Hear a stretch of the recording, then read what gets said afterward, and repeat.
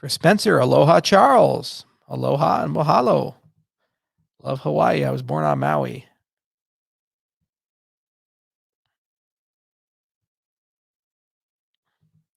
How did Ron Paul inspire you? That's a fun one.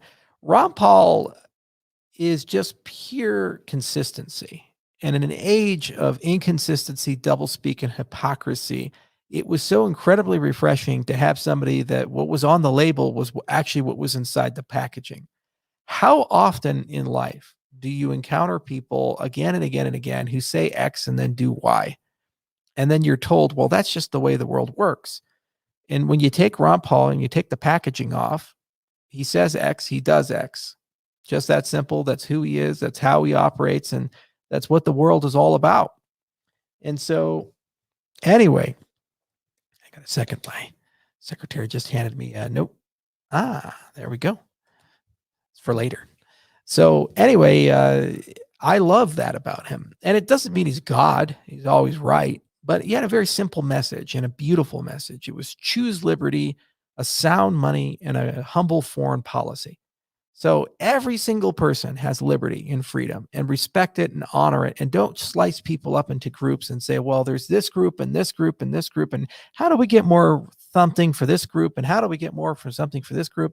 Everybody is equal under God and under the law. That's simple for Ron's choose liberty. And sound money, it says, well, you work so hard every day to earn something. Shouldn't the stuff that you earn stay at the value that you earned it? Why should you have to pay this built-in tax where every year the things in your pocket decay in value? In some cases, double-digit decay. Look at the price of lumber. You tell me that inflation's at 3%. And the problem is politicians have no incentive to be honest with you, and they'll continue debasing the currency because it's politically convenient.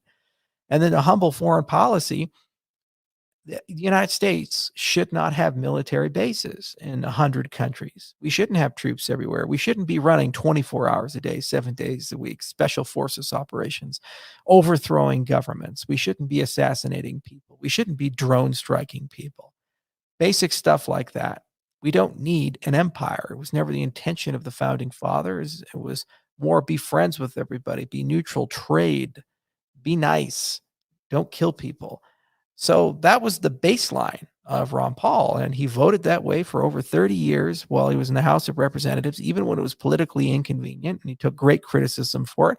And when he ran for president, he had an unwavering commitment to those values. Now, there are certain practical questions and execution questions. And it's absolutely true that there's a difference between philosophy and the execution of philosophy. And compromises must be made. And the one thing he couldn't do was compromise.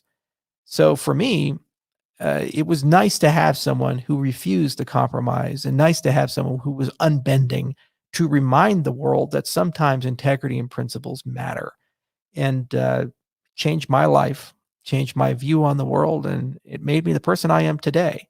So even though his presidential campaign was ultimately unsuccessful, he seeded a generation of people that were reminded that liberty matters. And I'll carry that, and many others will, for the rest of their lives.